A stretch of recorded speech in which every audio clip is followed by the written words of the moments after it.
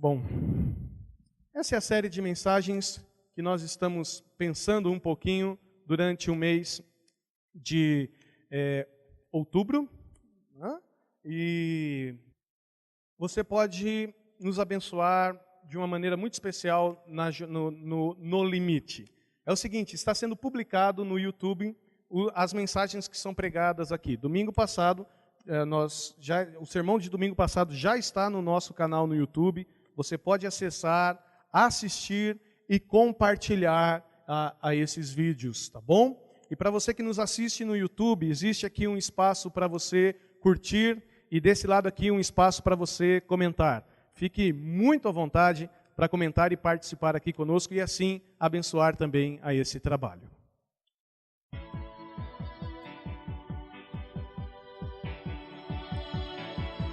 The heart is a blue, shoots up through the stony ground. There's no room, no space to rent in this town. You're out of luck, and the reason that you had to care, the traffic is stuck,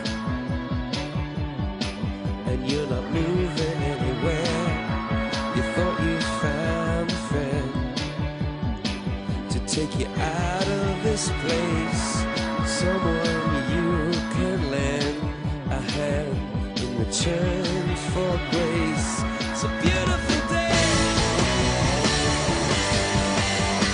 Sky falls, you feel that it's a beautiful day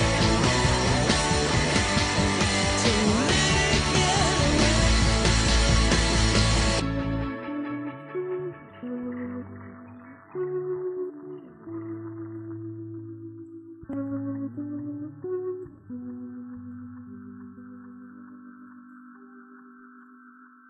Todo começo ou todo final de ano, nós nos reunimos com um grupo de pastores, eu me reúno com um grupo de pastores, no qual nós planejamos as séries de mensagens que serão pregadas numa rede de plantação de igrejas que nós chamamos Atos 17. São comunidades como a nossa, espalhada pelo Brasil todo. E nós nos reunimos e pensamos, então, quais serão as séries que iremos fazer.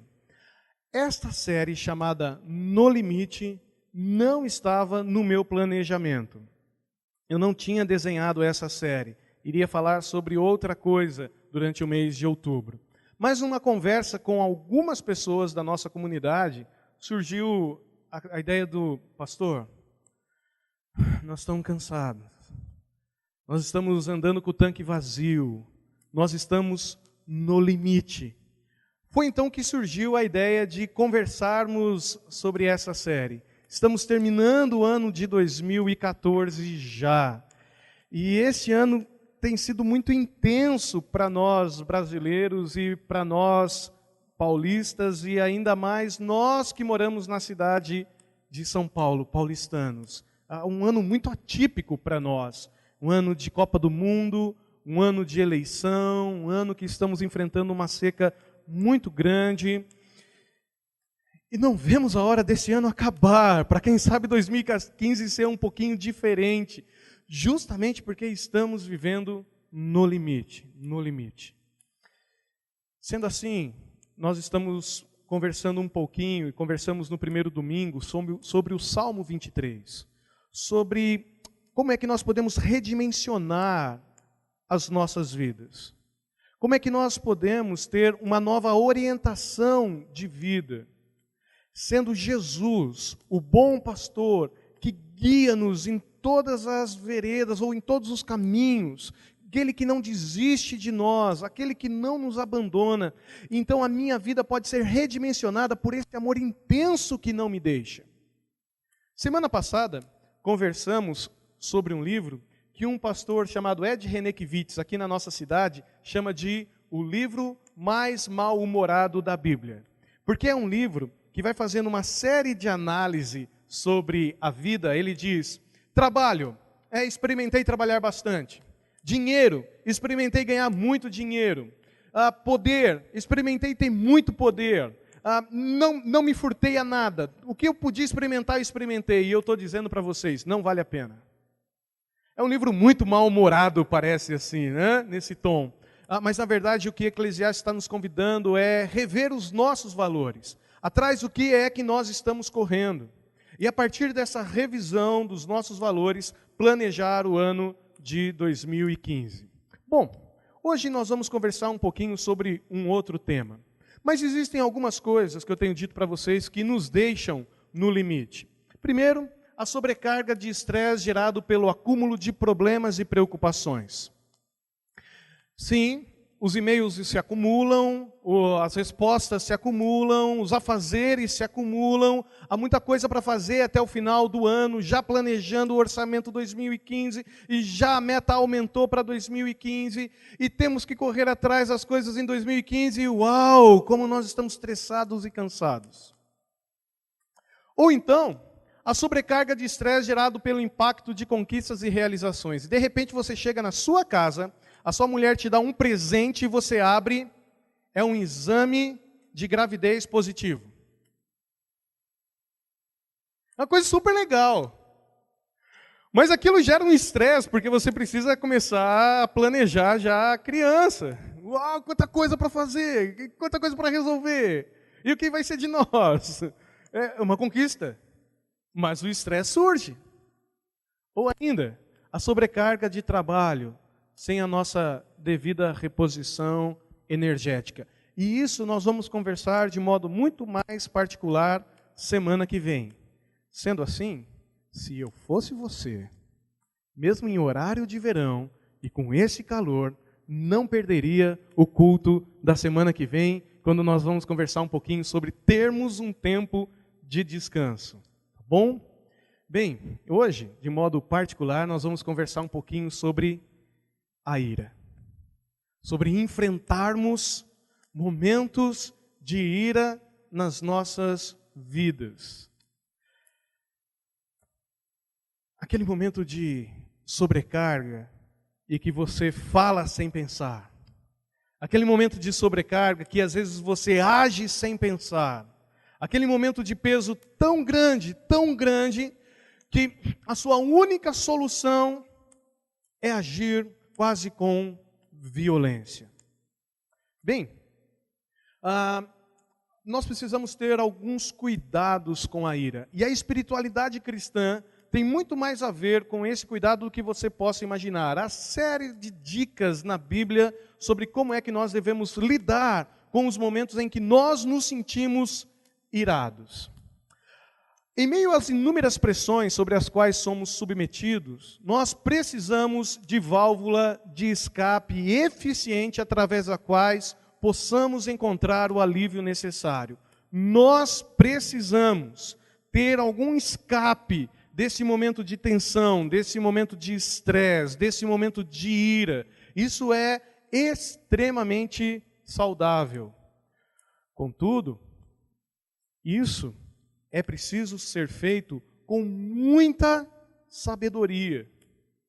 Porque senão, do contrário, nós vamos acabar ferindo pessoas inocentes e afastando de nós aquelas pessoas que nós mais amamos.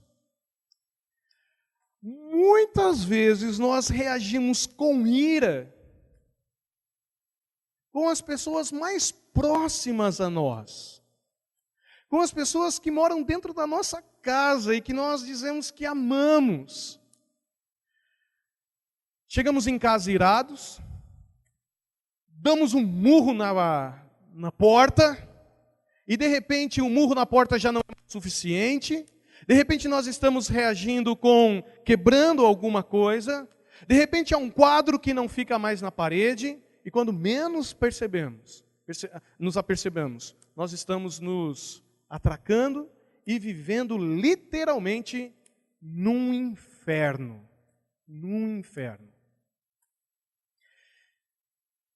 E calma. Se isso já aconteceu na sua casa, se isso já aconteceu na sua vida, você não é um privilegiado. Existe um texto bíblico muito interessante de alguém que viveu um momento assim. O texto bíblico que vai nos orientar nessa noite é Números, capítulo de número 20, que conta a experiência desastrosa de um grande líder do povo de Deus, chamado Moisés. Um líder que, sob pressão, agiu de forma inconvenientemente. Vamos visitar o texto? Preste atenção nessa história, que interessante que ela é. No primeiro mês, toda a comunidade de Israel chegou ao deserto de Zim e ficou em Cádiz. Ali Miriam morreu e foi sepultada. Não havia água para a comunidade, o povo se juntou com Moisés, contra Moisés e contra Arão. Discutiram com Moisés e disseram: quem dera tivéssemos morrido quando os nossos irmãos caíram mortos perante o Senhor. Por que vocês trouxeram a Assembleia do Senhor a este deserto, para que nós e nossos rebanhos morrêssemos aqui? Por que vocês nos tiraram do Egito e nos trouxeram para esse lugar terrível? Aqui não há cereal, nem figos, nem uvas, nem romãs, nem água para beber. Moisés e Arão saíram de diante da Assembleia para a entrada da tenda do encontro e se prostraram rosto em terra. E a glória do Senhor lhes apareceu. E o Senhor disse a Moisés: pegue a vara e com o seu irmão Arão, reúna a comunidade diante desta, fale àquela rocha e ela verterá água. Vocês tirarão água da rocha para a comunidade e os rebanhos beberem. Então Moisés pegou a vara que estava diante do Senhor como lhe havia ordenado. Moisés e Arão reuniram a assembleia em frente da rocha, e Moisés disse: escutem, rebeldes, será que teremos que tirar água desta rocha para lhes dar? Por favor, aqui em São Paulo sim, né? Faça isso. Então Moisés ergueu o braço e bateu na rocha 2 vezes com a vara. Jorrou água, e a comunidade e os rebanhos beberam. O Senhor, porém, disse a Moisés e a Arão: como vocês não confiaram em mim, para honrar a minha santidade à vista dos israelitas, vocês não conduzirão esta comunidade para a terra que lhes dou. Estas foram as águas de Meribá, onde os israelitas discutiram com o Senhor, e onde ele manifestou a sua santidade entre eles. Vocês conseguem perceber o grau de estresse que Moisés estava vivendo e a reação que ele teve diante desse estresse, como ele reagiu com muita ira? Se não, percebam o seguinte: Moisés chega diante de Deus e Deus dá uma ordem muito clara a Moisés. Moisés, pegue essa vara e diante de toda a comunidade, diante de todo o povo de Deus, você vai fazer o seguinte: fale para aquela rocha verter água. E Moisés vai verter água, só fale. Mas no momento de estresse, Moisés reagiu da seguinte maneira: ele ergueu o braço e bateu na rocha 2 vezes. Eu estava pensando nesse texto e preparando o que nós estamos conversando nessa noite, e eu estava pensando, eu me colocando nas sapatilhas ou no sapato de Moisés. Qual seria a minha reação? Eu só não bateria 2 vezes, talvez. Talvez eu bateria naquela rocha até a vara quebrar, porque eu ia estar muito irado no lugar de Moisés.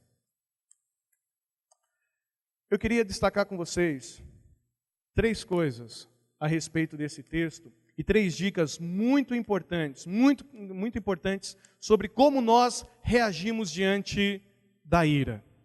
A primeira reação, ou a primeira coisa que eu queria conversar com vocês é: ter motivos justos para se irar não nos dá o direito de extravasar de qualquer forma. Ter motivos para ficar irado não te dá direito para usar qualquer palavra. Não te dá direito de se posicionar de qualquer maneira. não te dá direito de reagir de qualquer forma. Vejam o que o texto diz. No primeiro mês, toda a comunidade de Israel chegou ao deserto de Zim. A primeira coisa que eu ia dizer para vocês é: vocês não sabem o que é viver num deserto. Mas a gente sabe agora o que é viver num deserto. Viver tempo de deserto é um tempo muito difícil. O nível do Cantareira está chegando a 0. E eu estou muito angustiado com essa situação. No deserto é essa situação que nós estamos vivendo. Um calor como esse, sem ar-condicionado e sem água para beber. Mas mais ainda, de noite, em um deserto, o calor não continua. Na verdade, o calor cai a quase 0 graus. E viver numa situação assim, não há saúde que resista. Calor de manhã, de dia, sem água e frio à noite. Deserto não é lugar para se plantar. Deserto não é lugar para se ter comida. O que vai ser de nós? Eles estão no deserto. Mas se só isso não fosse muito difícil, veja o que o texto diz. Ali, Miriam morreu e foi sepultada. Talvez você saiba o que é perder um parente muito querido. Alguém muito próximo. Alguém que você amava e que caminhava com você. Não só externamente estava complicado para Moisés por causa do clima do deserto, mas o seu coração estava vivendo um tempo muito difícil. A minha irmã querida morreu. Tempo de luto é muito importante para nós. Nós precisamos ter um tempo quando perdemos alguém eu preciso chorar. Eu preciso lembrar dessa pessoa. Eu preciso nutrir esse sentimento de luto dentro do meu coração. Isso faz muito bem para nós. Se você não nutriu ainda esse tempo, tenha isso. É uma maneira de Deus nos curar. É um tempo difícil para Moisés. Mas se não só isso, o texto continua e diz: todo o povo se reuniu na porta da casa dele e começou a pedir água. E a fala deles era mais ou menos assim: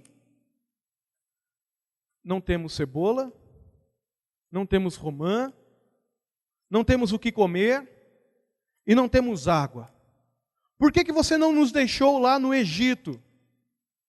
Lá nós éramos escravos. Lá trabalhávamos sem parar e sem pensar, tudo para Faraó. Mas era uma situação muito melhor do que você está nos oferecendo, Moisés. Vocês conseguem perceber o momento difícil da vida dele? Clima extremamente complicado. E é nessa situação que Moisés reage de maneira imprópria. Se eu pensar em alguém que tinha razão para agir com ira, Moisés estaria nessa minha lista de pessoas aprovadas para reagir com ira. Ele tinha motivos, mas a Bíblia não lhe deu direito para reagir assim. É engraçado que nós, muitas vezes, justificamos os nossos erros pelos momentos difíceis que estamos vivendo.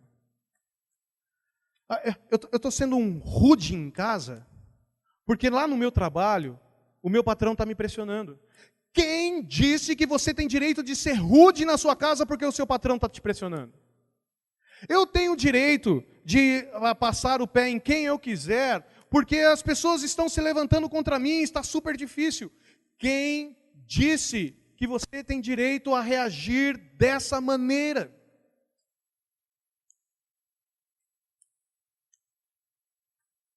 Já ouviram conversa assim? Tadinho, ele deve estar sofrendo, né? Tadinho, deve ser um dia difícil para ele. Cuidado. Ter motivos, ter justificativas, explicações, não lhe dá autorização para ser um rude, para agir de forma irada, para perder a mão.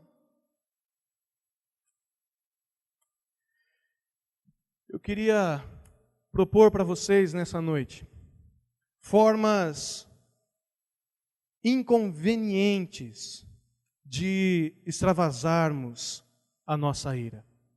Veja, uma maneira inconveniente de você extravasar a sua ira é compartilhando os problemas desestabilizadores com pessoas que não têm estrutura para suportá-los. Cuidado. Talvez o seu filho não tenha estrutura suficiente ainda, física e mental, para aguentar algum problema que você traz do trabalho. Eu tinha um pastor amigo no seminário, Jones, que ele dizia, cuidado com a pizza à noite, porque ela é envenenada.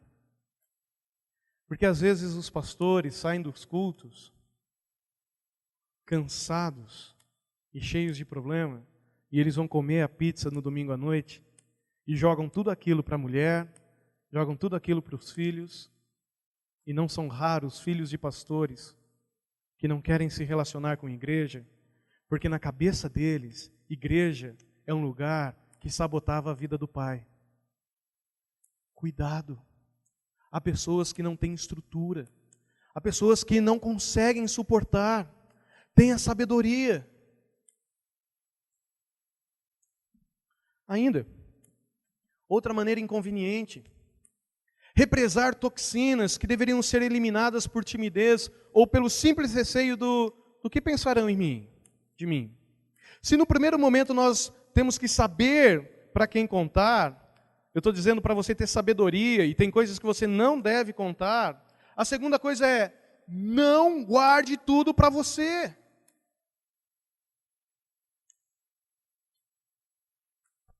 E meninas, deixa eu falar com os homens agora, porque tem um estudo que mulher fala mais do que homem, né? Usa mais o cérebro, é mais inteligente, então usa mais a linguagem do que nós.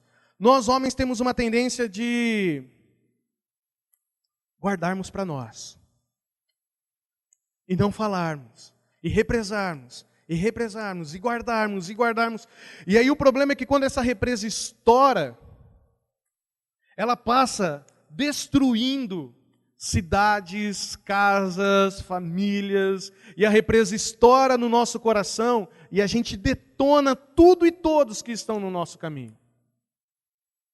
Não acredite em quem caminha sozinho. Não acredite em quem diz que é autossuficiente. Eu preciso de alguém para quem eu possa contar das minhas histórias e das minhas dificuldades, de alguém que me corrige, de alguém que me incentiva. Eu preciso, você precisa também. Que tal encontrar um bom amigo? A Bíblia chama isso de amizade espiritual, alguém que vai orar com você, alguém que vai te corrigir, alguém que vai te incentivar, alguém que vai caminhar com você. Não guarde para tudo, você não vai dar conta. Mas ainda, uma outra maneira inconveniente de extravasarmos a nossa ira, buscar alívio desejado no uso de bebidas ou drogas com um poder tranquilizante e entorpecente. Eu tenho dito isso aqui, e eu recebi um WhatsApp essa semana dizendo, pastor, está muito calor. O que eu faço? Se tiver calor, e você não precisar de bebida, você pode beber. Se você não precisar, você pode beber. Agora, se você precisar, eu só vou dormir essa noite se eu tomar um copo de uísque, não beba. Eu só vou conseguir relaxar se eu tomar aquela cerveja. Alguém pode me dar uma água, por favor? Estou brincando. Se você precisa disso, você não pode beber. Se você precisa da bebida, você não pode beber. Agora, se você quiser e você não precisar, não tem dificuldade com isso. uma maneira muito inconveniente. É o uso de bebidas para se aliviar. Ou então, o uso de drogas, lícitas ou ilícitas. Dá um tapa. Se você não sabe o que é isso, não é para você isso. Mas se você sabe, cuidado. Cuidado. E ainda, uma outra maneira é o descontando a minha atenção através da violência contra coisas e pessoas que não têm nada a ver com o assunto, transformando a casa, o ambiente, num verdadeiro inferno e momento de estresse, e que ninguém aguenta ficar. Cuidado. Ter motivos para se irar não te dá direito a isso. Mas ainda, esse texto nos diz que toda forma exaltada de extravasar a ira é uma ofensa, preste atenção, contra a santidade de Deus. Engraçado. A gente pensa que quando a gente peca, ou quando a gente erra, ou quando a gente dá demais, a gente dá contra o outro. Eu fui muito violento com a minha esposa. Não devia ter feito aquilo, falado aquilo. Eu fui muito violento com meu esposo, eu poderia ter poupado daquela fala amarga. Eu fui muito violento com os meus filhos, eu não precisaria ter falado daquele jeito, com o meu amigo. Gente, antes de ferir alguém, em primeiro lugar, você está ferindo ao Deus eterno. Veja que o texto diz: então Moisés ergueu o braço e bateu na rocha 2 vezes com a vara, jorrou água e a comunidade e os rebanhos beberam. Deus é tão bom que deu água para aquele povo, mesmo diante da atitude irada de Moisés. Porém, Deus disse a Moisés e a Arão: como vocês não confiaram em mim para honrar a minha santidade à vista dos israelitas. Parar em frente à rocha e dizer para brotar água, e a água brotar, como convidaria o coração daquele povo, daquelas pessoas a louvarem a Deus, a honrarem a Deus pela bondade dEle. Foi o Deus Santo que se preocupou conosco. Foi Deus quem resolveu o nosso problema. Foi Deus quem agiu sobrenaturalmente. Foi Deus quem ouviu a nossa oração. Não foi a ira de Moisés quem fez isso. Deus diz: Moisés e Arão, o que vocês fizeram diante do meu povo ofendeu a mim. A mim. Aquelas palavras malditas nas nossas casas ofendem as outras pessoas. Mas em primeiro lugar ofende ao nosso Deus, ao Deus eterno. Aqueles gestos mal intencionados, violentos, são gestos contra o próprio Deus.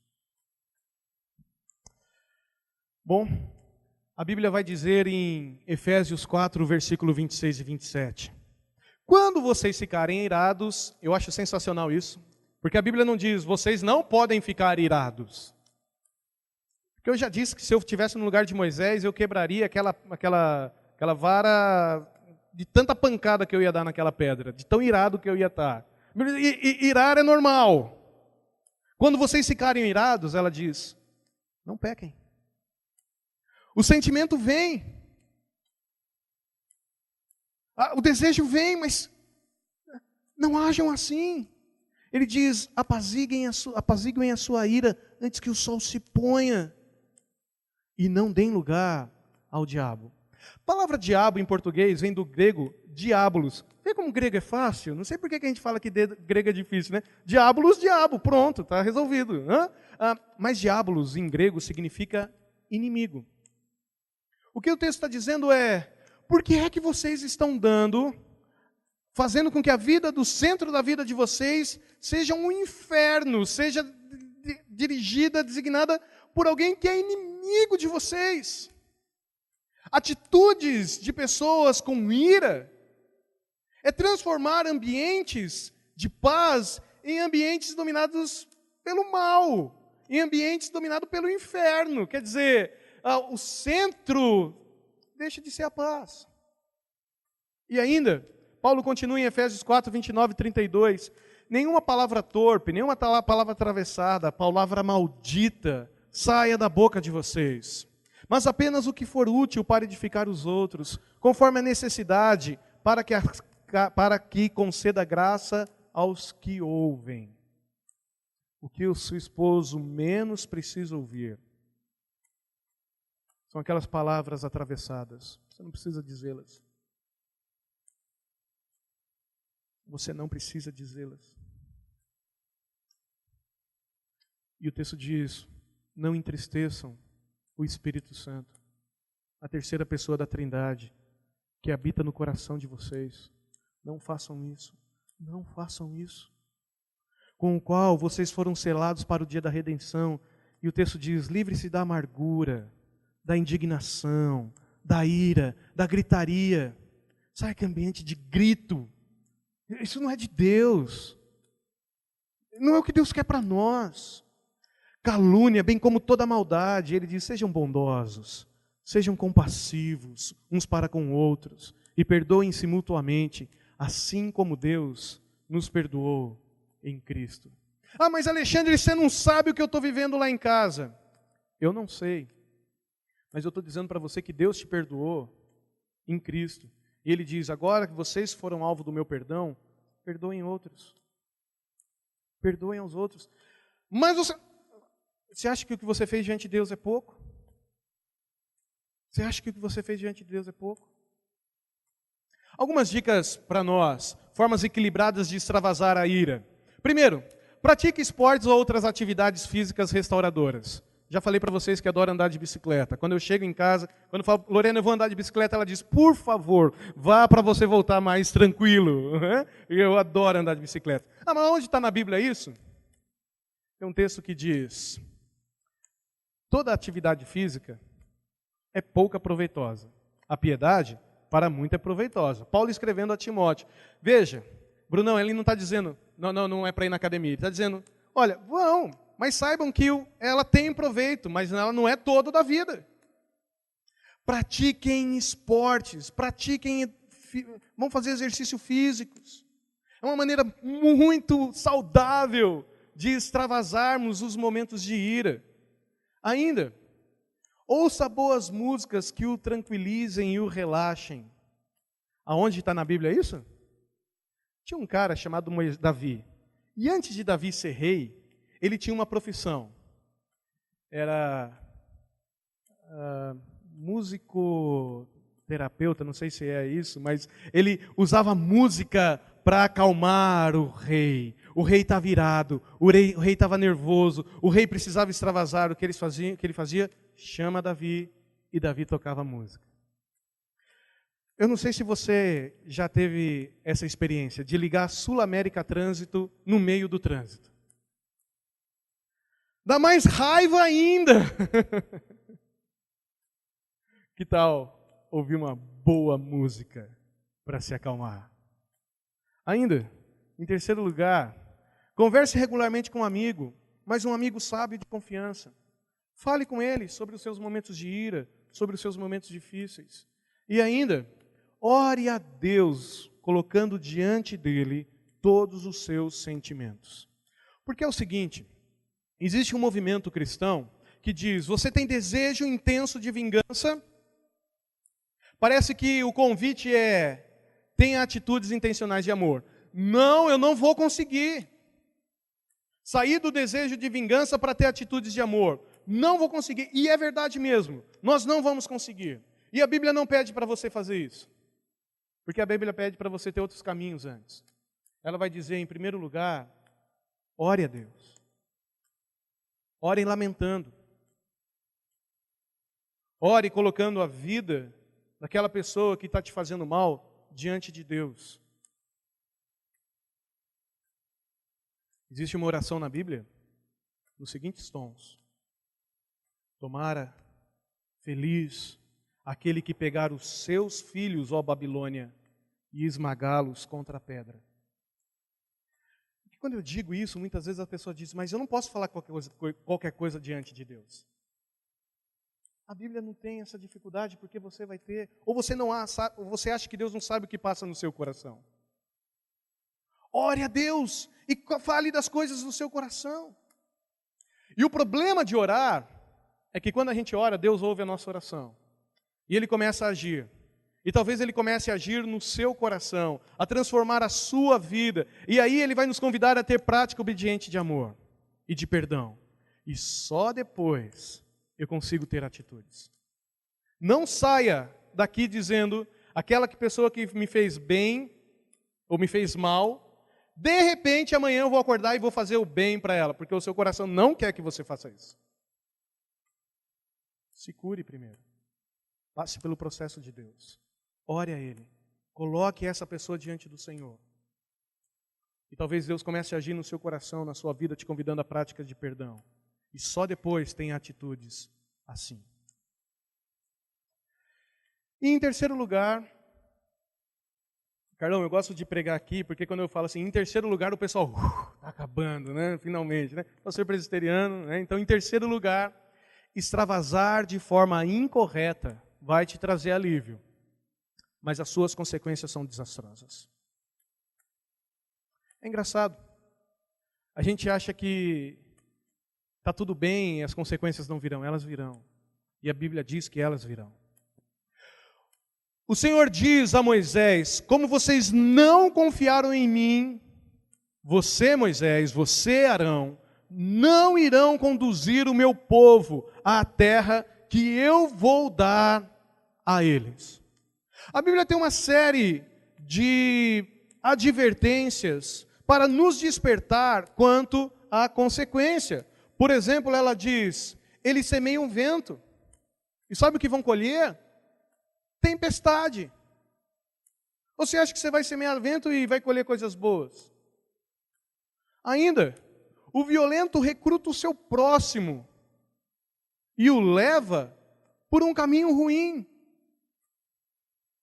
Ouvir orientações de pessoas despreparadas é nos conduzir para caminhos horríveis. Ou Provérbios 3 diz, não tenha inveja de quem é violento, nem adote nenhum dos seus procedimentos, pois o Senhor detesta o perverso, mas o justo é o seu grande amigo. A maldição do Senhor está sobre a casa dos ímpios, mas Ele abençoa o lar dos justos. Eu acho interessante esse texto, porque ele está falando de violência, e ele termina falando de casa, de lar, de família. Porque não é um ambiente mais propício, parece para nós, de manifestarmos erradamente a nossa ira, do que a nossa família, do que o nosso lar. Ela está dizendo, não faça isso. Se você alimentar isso no seu coração, você vai agir de forma inconveniente. Deixa eu dar então algumas dicas para vocês de como preservar um relacionamento. Primeiro, nunca discuta a relação conjugal em meio ao calor dos problemas. Cara, pegar na mão da mulher e dizer, meu amor, agora nós não vamos conversar sobre isso. Porque eu vou ser violento, eu vou usar palavras que não deveria usar, eu vou agir de forma inconveniente. Amanhã eu prometo para você que nós conversamos. Tem que ser muito macho para fazer isso.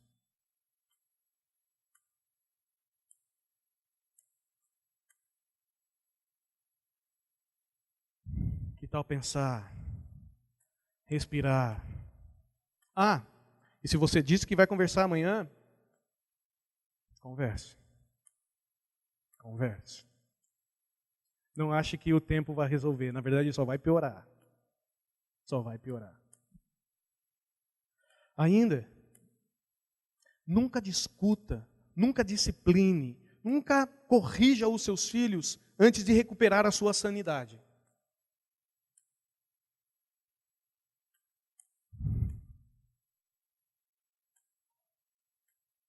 Respira. A Bíblia diz para você disciplinar o seu filho. A Bíblia diz para você corrigir o seu filho. Isso é bíblico. Mas ela não diz para você espancar o seu filho. Ela não diz para você ser um pai ou uma mãe ruim. Ainda, nunca tome decisões importantes sob o efeito de tensões imediatas. Não peça a conta amanhã se você decidiu que ia fazer isso hoje. Respire, pense, calcule. Converse com alguém. Não adote uma criança. Acho que é o vento de chuva.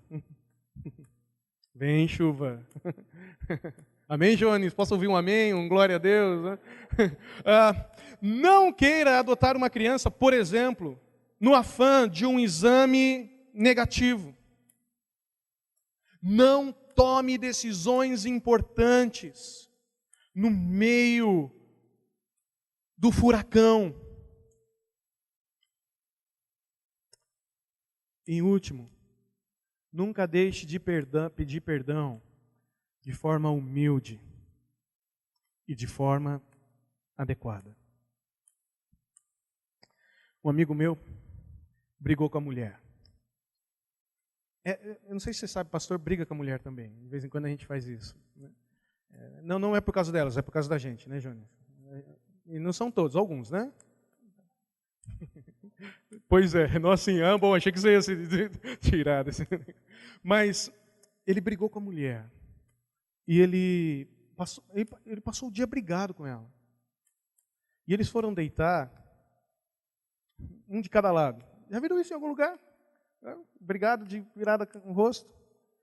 E ele, eu não posso continuar dessa maneira. Eu tenho que fazer alguma coisa. Ele diz, flor não vai dar porque ela pode jogar flor em mim. Sapato não vai dar porque o sapato também dói. O que eu vou fazer? Ele achou do lado da cama, assim, ao lado da cama tinha um bloquinho e uma caneta. E ele escreveu, me perdoe, por favor. Fez um aviãozinho e jogou o aviãozinho. Pega no olho, ela fica cega, pronto. Não, ela abriu o bilhetinho e ele me diz que a Cibele deu um grande abraço nele e disse, Renato, obrigado. Obrigado por você não ter deixado a gente ir dormir dessa maneira. Peça perdão. Peça perdão. De forma humilde. Eu errei. Você pode, por favor, me perdoar? A gente pode começar de novo. Nós estamos terminando o ano. E estamos no limite. Mas que tal marcar o nosso relacionamento nesses últimos 2 meses e meio que faltam para o ano? Marcar pelo amor e não pela ira. Amigos sendo amigos de verdade. Esposo sendo esposo de verdade. Esposa amando de verdade. Pais intencionalmente com seus filhos. Filhos com os seus pais. E eu fiquei tentando pensar como contar isso para vocês. E aí eu achei um musical muito legal que eu queria passar para vocês agora. É um musical muito famoso. Eu acho que ele já tem até filme chamado Rent. Ele termina com essa música aqui.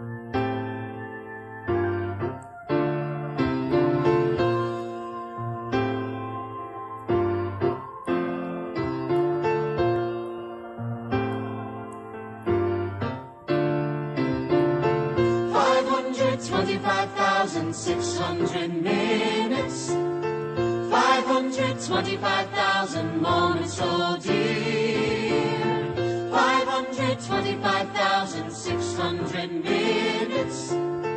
How do you measure a year?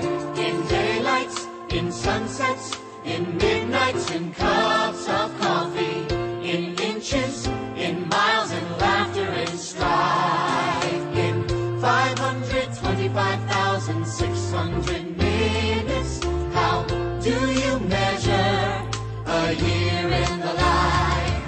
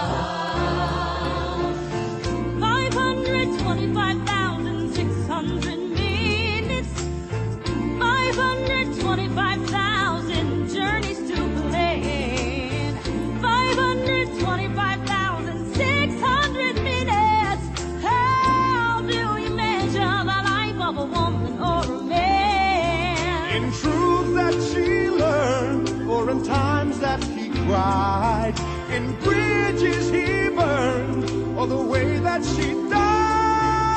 It's time now to sing out, though the story never ends. Let's celebrate, remember a year in the life of friends. Remember the love.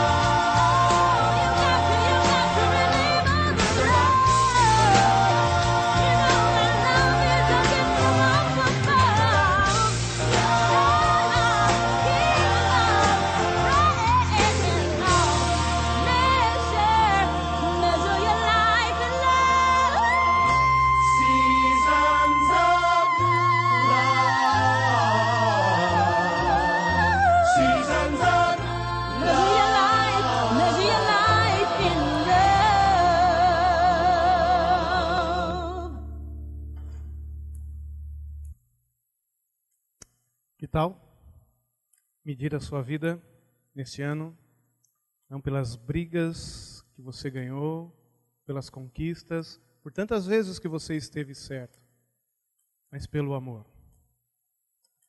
Se você está no limite, cuidado. Pergunte-se, você tem processado de maneira correta os sentimentos gerados em mim por pessoas impiedosas, por pessoas que me fazem mal? Você tem processado isso de forma correta? Não, você não tem liberdade para agir de qualquer maneira. Você não tem esse direito. Você tem permitido que Deus gere em seu interior uma disposição diferente para com os seus ofensores? Às vezes o desejo é que essa pessoa caia do alto de um precipício, se esborraça, cabe lá embaixo. Então, orar diante de Deus diz: Deus, muda esse sentimento, muda isso. Mas fale de Deus que você tem esse desejo, Ele vai mudar isso. Ele vai começar a tratar o seu coração. Tenho recordado com frequência que as minhas dívidas para com Deus foram perdoadas por Ele. Sabe por que eu estou dizendo isso? Porque eu não tenho mais essa ideia de que um sermão vai salvar tudo, vai resolver todos os problemas da sua casa. Eu sei que amanhã você vai ter sentimentos de ira e às vezes você vai agir com ira. Eu queria te convidar a pedir perdão a Deus, se isso acontecer. Mas pedir perdão também para quem você ofendeu. E você tem convivido com alguém que está no limite da sua ira? Tem convivido com essa pessoa? Que tal se perguntar: eu tenho demonstrado a devida compaixão àqueles que vêm sofrendo pela ação de pessoas que causam ira? Você tem demonstrado compaixão, sofrido junto com pessoas que estão passando por um momento de estresse, de limite, de dor? Esteja atento às pessoas próximas a vocês. Você tem sido fonte de peso e sofrimento, gerando ira para aqueles que convivem com você? Você cria espaço para que as pessoas não fiquem iradas, ou você tem sido fonte de ira?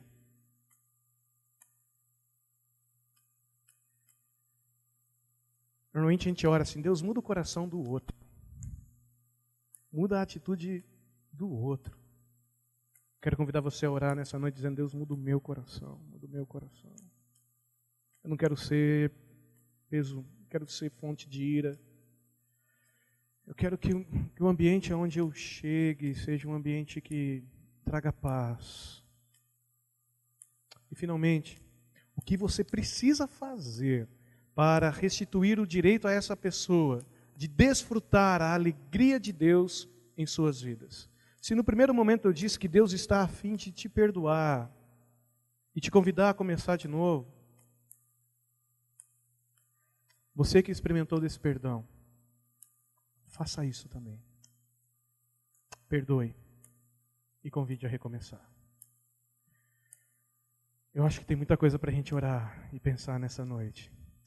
Então a gente começar a fazer isso, baixando as nossas cabeças, num tempo de oração, colocar diante de Deus as nossas vidas, pedindo que Ele haja um grande milagre entre nós.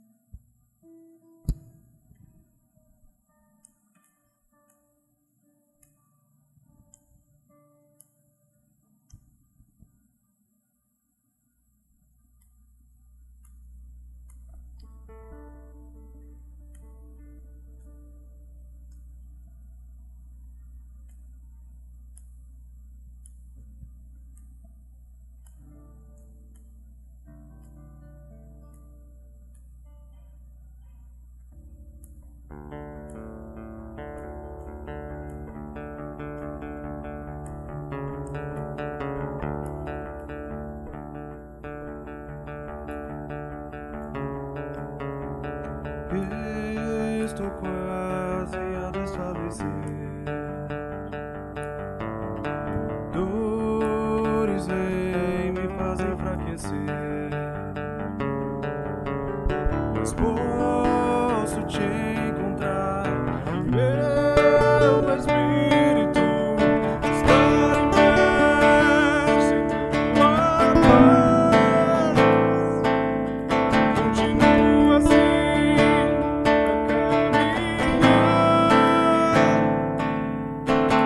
Falhas que revelam quem eu sou, apenas mais um mero pecador.